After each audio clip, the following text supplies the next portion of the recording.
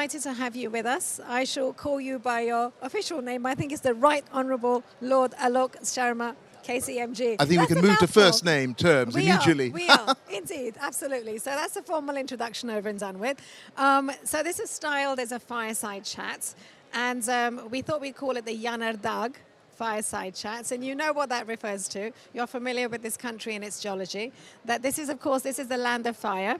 And we've got these eternal frames in the burning mountain. So rather than have a kind of Swiss chalet style background, thought let's just have this as it is. A strong reference to the host country here. But so the idea really is to have an informal discussion with you. Starting off with COP26, of course. You were the president of COP26. And COP26 had the longest lead into a COP, I think, of any. And here we are at COP29. We have the shortest lead-in, less than a year. So I'd love to begin with your reflections on the outcomes of COP26, which, if I remember correctly in order, famously, Boris Johnson, then Prime Minister, referred to as cars, cash, what's the... Coal. Coal, cars, absolutely, moving beyond and coal. Trees. And trees. And so the idea there was that the presidency would launch a series of partnerships to engage and create momentum by having these wins on the cars agenda, on the beyond coal agenda, on the cash agenda, which is, of course, the centerpiece here, and, of course, on the trees. So reflecting back on what you had accomplished of these many partnerships, including methane, actually, that's very much live here, where do you see the greatest progress? So I think for me, there were sort of three big elements that came out of that COP.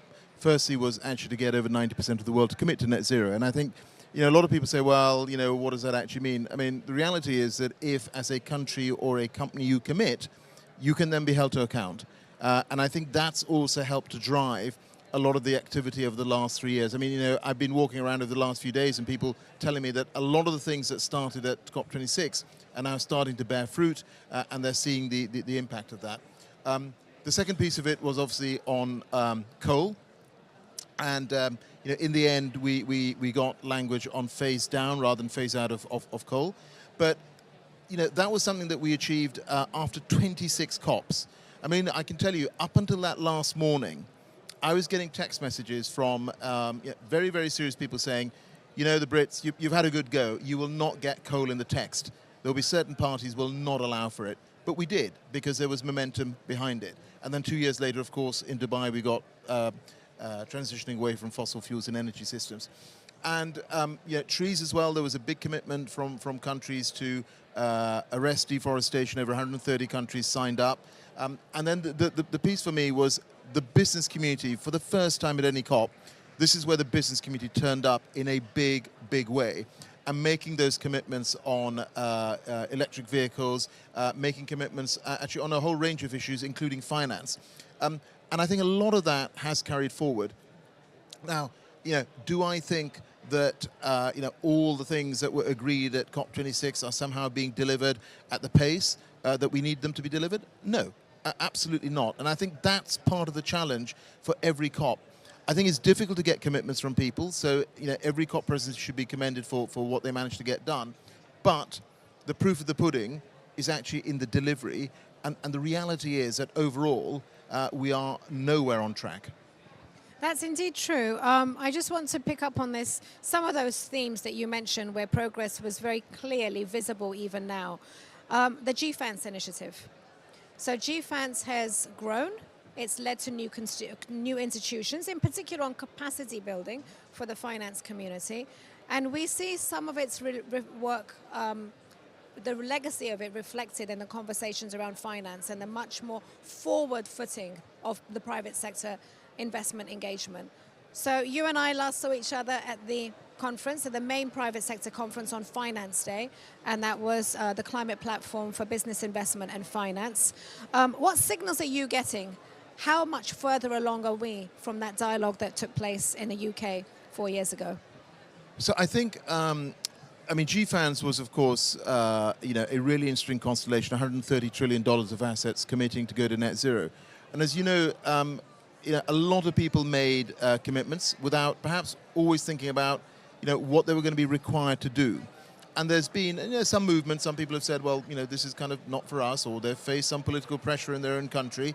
But nevertheless, GFANZ has preserved, and actually the number now, I think, is bigger than 130 trillion. And I think it's no bad thing when people evaluate whether they really can deliver on the commitments that they've made, and then they conclude either they can or it's something they will withdraw from. So I think there is momentum there. I think the issue here, however, is how do you make sure that private sector money can actually go in the right places to developing countries. I mean, we know that last year there were net cash outflows from developing nations. And I think, in the estimate of how much money is required to transform the global economy, I think the view is that around 85% should come from the private sector and 15% from the public sector. That's kind of working in the developed world, where last year over 80% of the money going into sort of green was from the private sector. I'm afraid it's not working in developing nations yet, where only 14% went in from the private sector. And that's the piece we need to work on. And I think one of the things that definitely needs to happen at bigger scale is country platforms where the private sector, developed country governments, philanthropies support developing nations on their own terms. There's not people coming in and telling you what to do, but on your own terms, trying to help you get a regulatory environment in place which will then allow the private sector to invest and put money in. A lot of the time, people say, come on, these guys should be taking a risk, they should be putting money in. Yes, they do take a risk, but the reality is a lot of this private sector money is the pension funds of people, like us, like people who'll be watching this as well.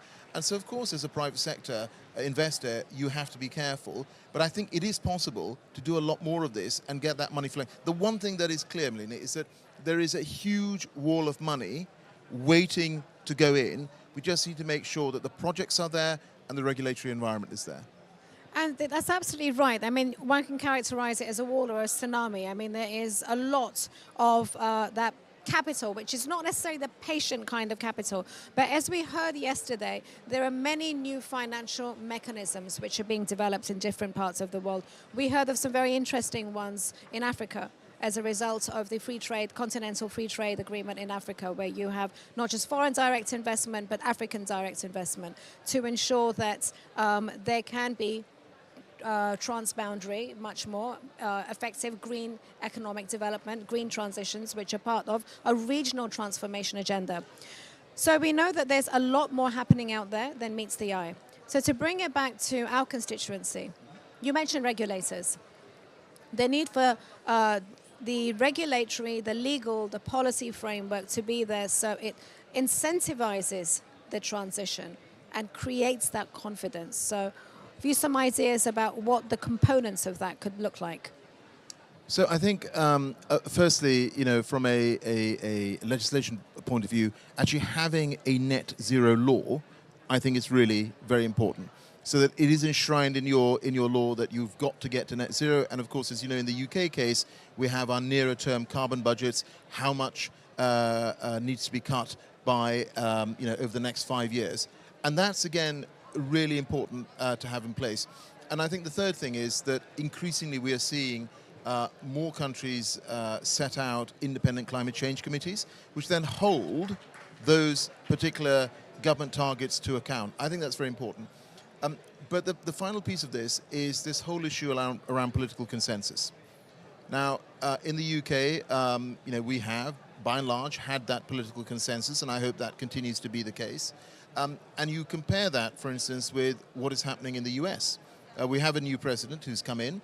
If he does all the things that he set out or said he might do on climate and environment, clearly that political consensus at a federal level will no longer exist in the US. And I think that really matters. So I think all the work that you do, that you lead and your teams lead on bringing legislators together, explaining the common good in sticking to a particular set of targets, even if it becomes challenging, I think that's vital, and I think it's going to become more vital as time goes on.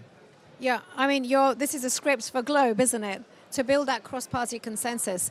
And it really is the secret sauce of how you can continue across administrations. So the 2008 Act was brought in by a Conservative government.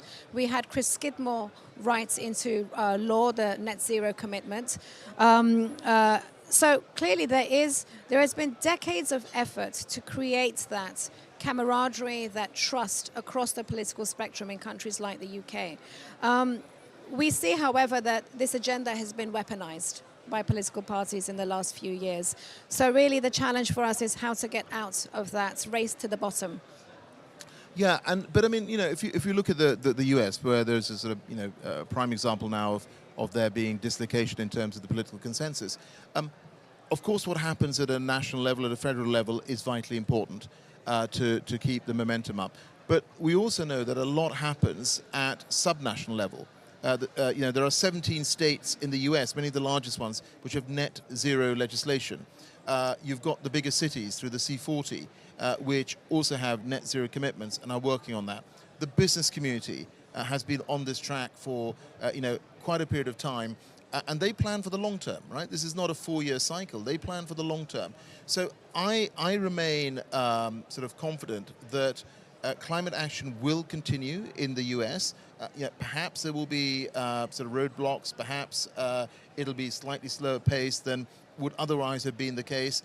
But nevertheless, I think that momentum is there. And I think anything that institutions like Globe can do to basically give courage also to legislators in other countries and explain to them, how, for instance, in the UK, we've gone about making the change and building that political consensus.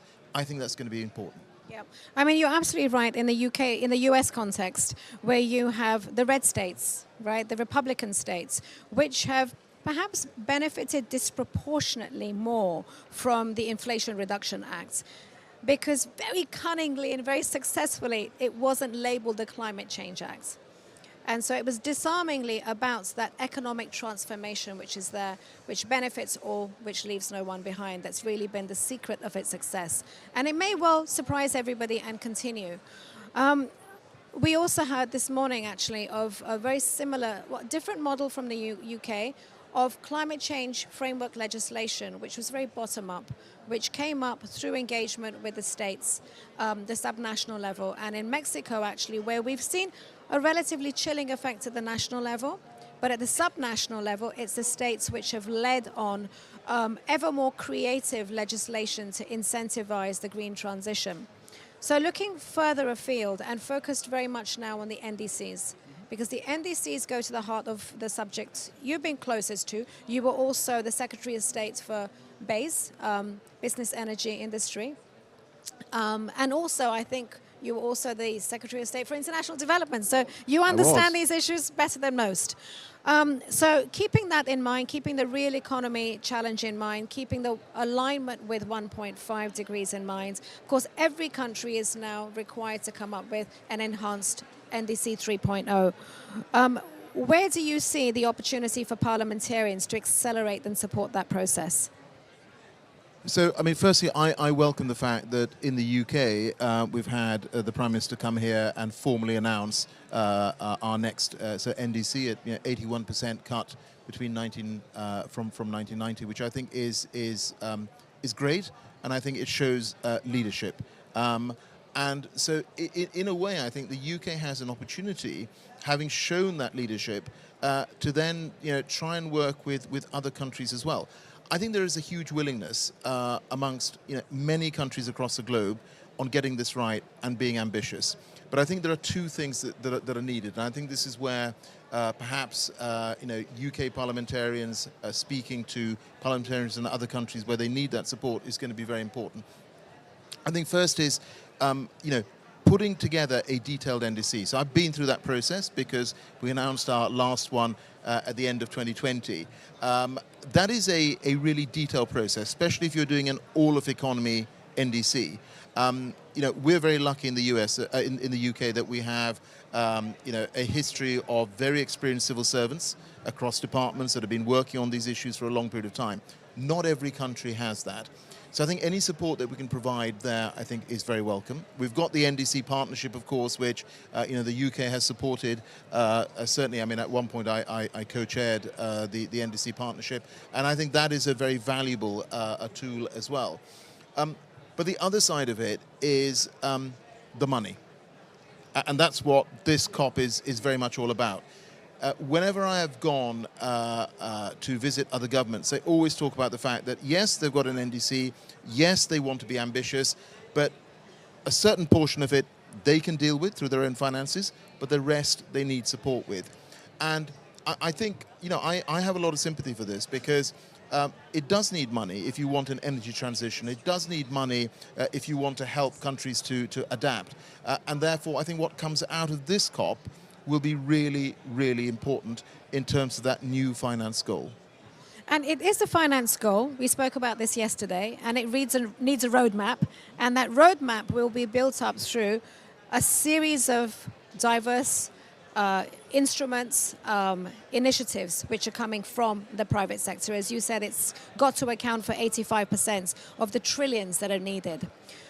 So in terms of incentivizing that, we've been hearing and talking about the importance of looking at NDCs as an investment vehicle, that this is about investing in a renewed green industrial strategy for the country. That's a very different mindset, isn't it, from the previous generation of NDCs. So how can you, given your business background, what it means to incentivize an industrial transition, where can you think of some practical ways in which legislators can sharpen the edges and bring greater focus to that in legislation and regulatory frameworks?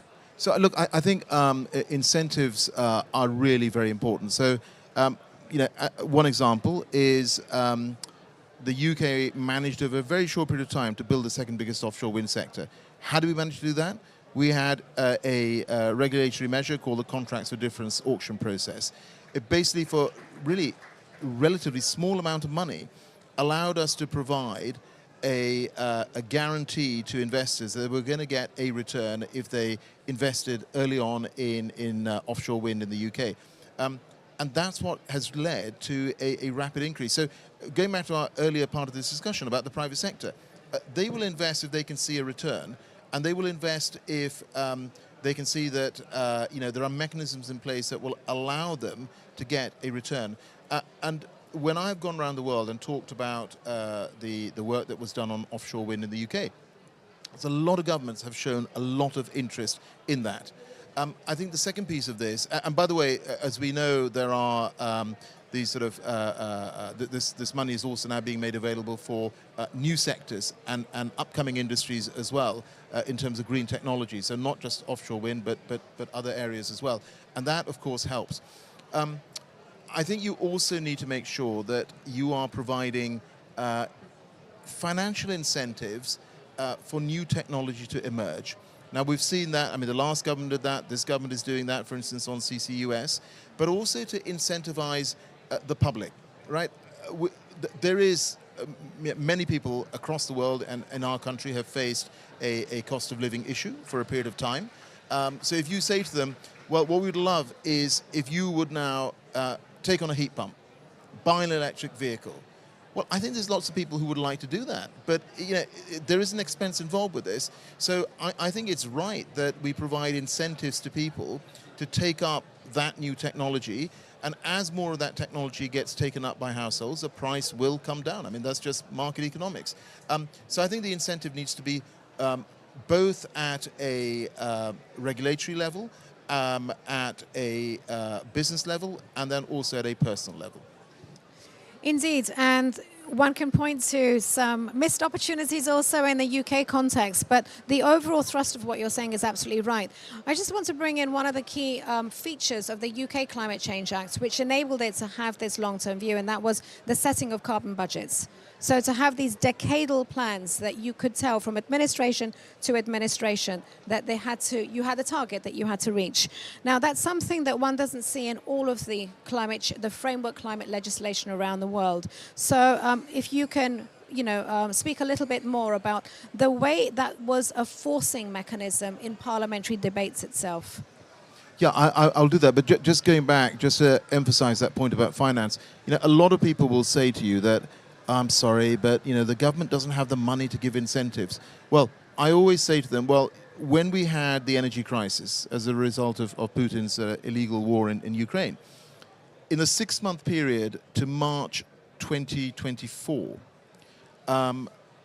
we, as a government, I think, sort of provided up to £40 billion in support to households and to businesses. And by the way, that was absolutely the right thing to do. But that was a one-off piece of support. I mean, just imagine if that 40 billion had been put in over the last few years in supporting people to insulate their homes, in supporting to get heat pumps, in supporting people to buy electric vehicles, what a difference we would be making in terms of emission reductions now. But going back to this point about carbon budgets, yeah, look, absolutely. I think getting countries to set a 2050 or 2060 or in some cases 2070 net zero target, that's great. But we all know that that's kind of on the horizon for many people, and that's not immediate in terms of the way that they are necessarily working. And therefore, having those nearer term carbon budgets is really important. And I know because I was involved with department I was in was leading off on putting these things together, is that when you have near-term carbon budgets, you have a proper debate in your government between departments as to where will these reductions come from. So it's not something way out in the future where politicians agree to something and know that they won't really be accountable. If it's near term, you expect you might hang on for a bit in office, and therefore you think really carefully about the policies that will deliver those emission reductions and whether each department has got the right mix in terms of policies to deliver their share of emission reductions. And that's why I think they're a great forcing mechanism for governments to really think hard about this. And that in turn then improves your potential for actually delivering the emission reductions. Yeah.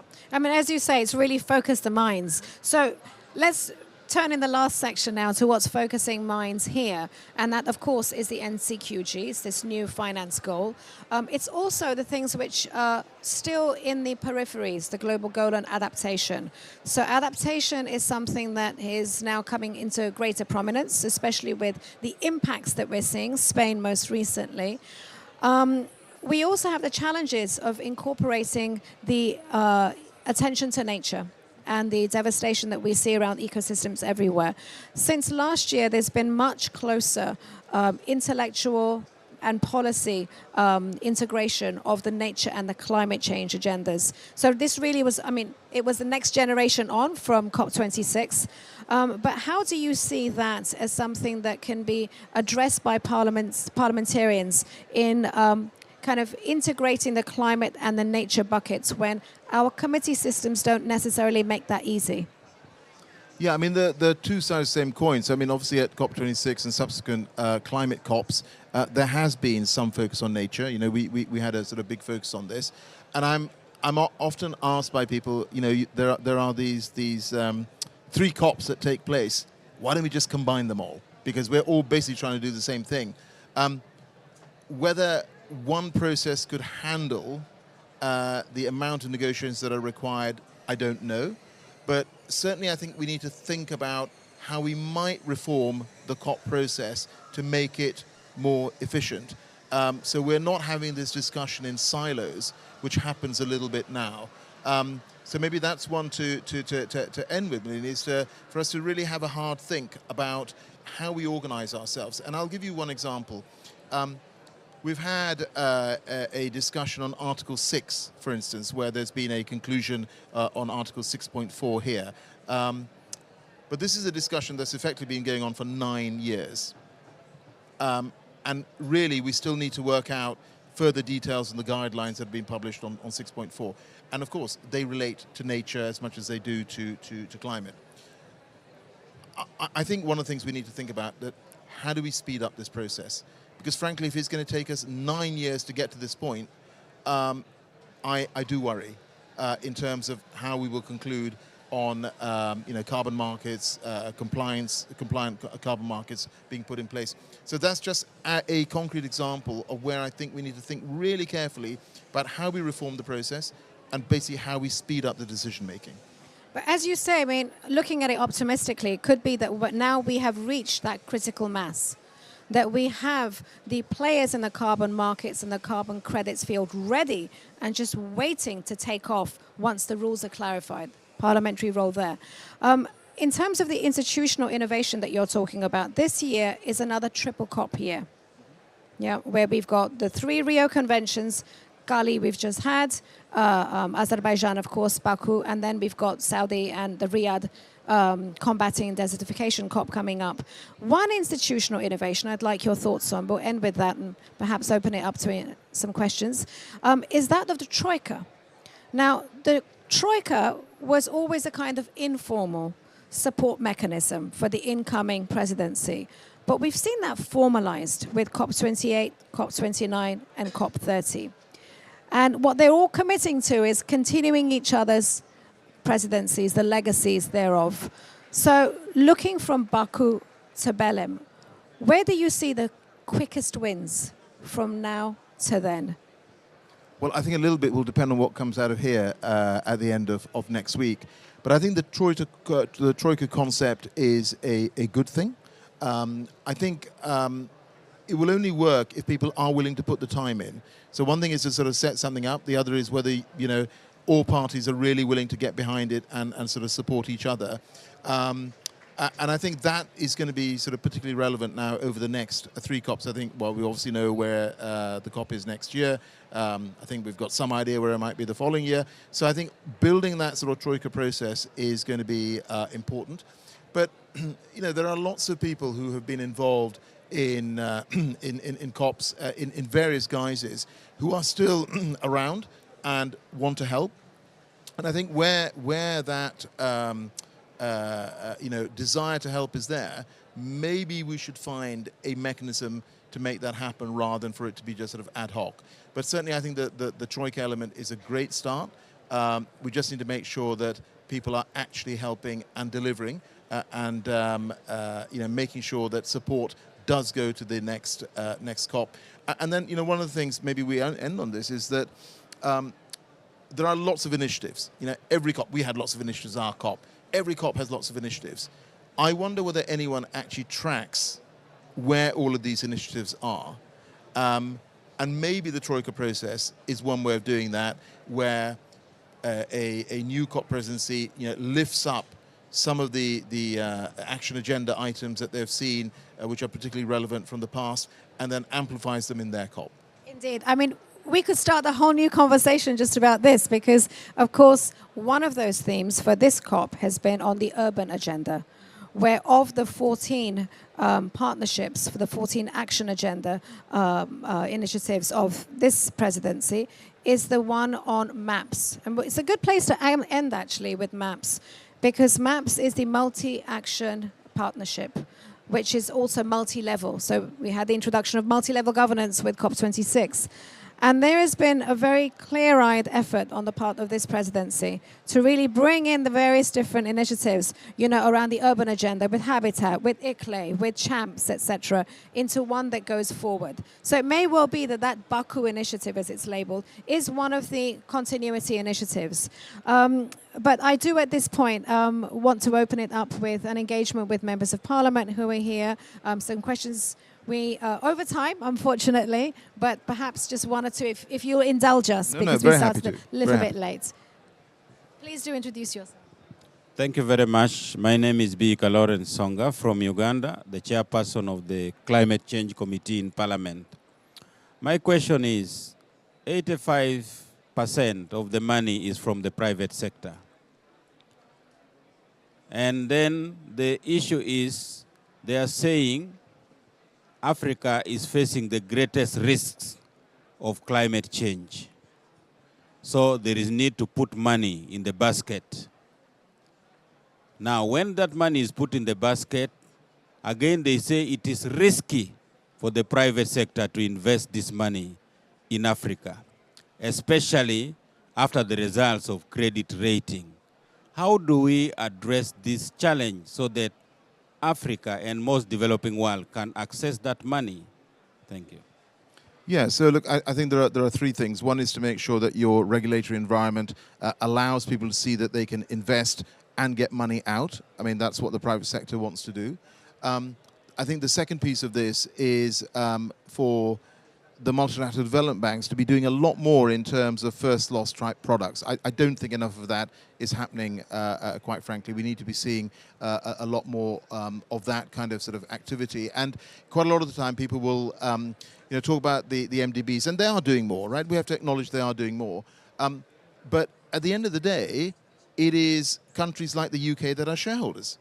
I mean, basically it's up to us as governments, as legislators to say, we need you as the shareholders to be doing more of this. And I think that would help. Finally, I think in terms of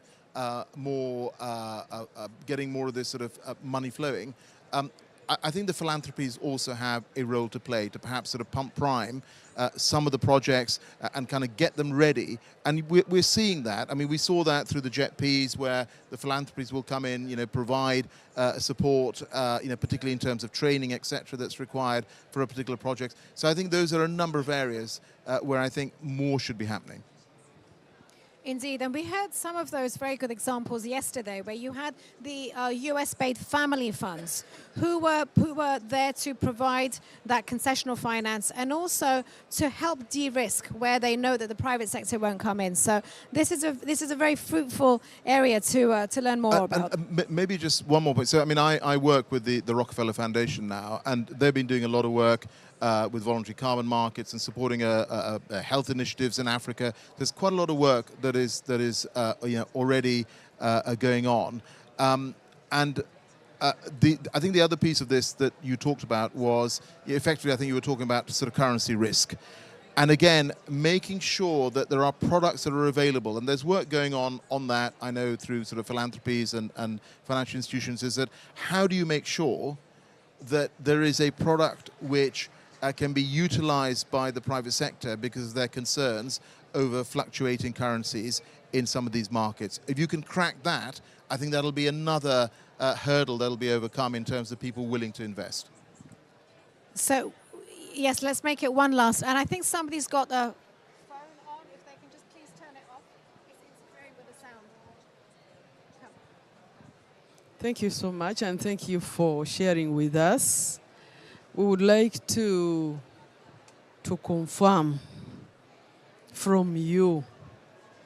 We know there are a lot more commitments of finances to offset the damage and losses, to also fulfill our adaptation plans.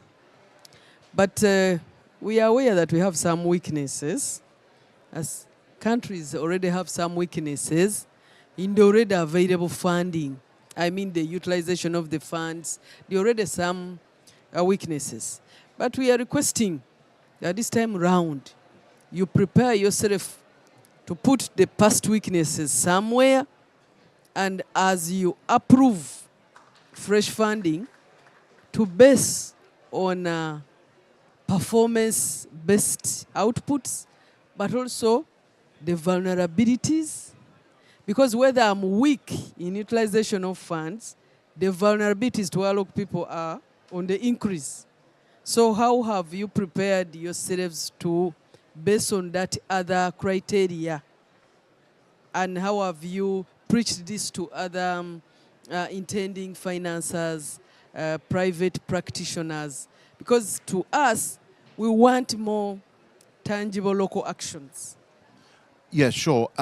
Well, I think just two things. One is that I think even when, and I think this is one of the concerns from some of the African governments and representatives I've spoken to, is that it takes a long time to get approval for funds in the first place. And then it takes even longer for the funds to actually flow, so that by the time the funds have arrived, the actual immediate problem you were trying to solve may have moved on. And I think we have to find a way of making sure that finance flows a lot faster. But I think the other piece of this, I was in a discussion yesterday with some African governments on that interface between climate and health. And we were talking about, what is the role of the private sector? And I said, look, the private sector, if they come in and invest in health, wherever it is, they will want to get some kind of return. And so maybe the time has come to have a very frank dialogue where government representatives sit round the table with the private sector and say, okay, guys, there isn't enough public money to invest in some of the things we want to do in health. How do we make sure that you are willing to come and invest in this, but in an equitable way, in a way that actually works for the country that is receiving these funds, but also works for the private sector. I just think those sort of conversations have to start happening in a really serious way if you really want to get private capital to flow. So thank you very much. I think that's a very good, encouraging and practical place to stop this conversation. To bring it to a close, you've been very generous with your time. Thank you so much. So everyone who's joined us here in person, everyone who's joining us on the live stream, thank you so much. And we look forward to having a future conversation with you. Perhaps there will be an association of former presidents of COP. Who knows? Who knows? Thank you so much, everyone. Thank you, Melanie.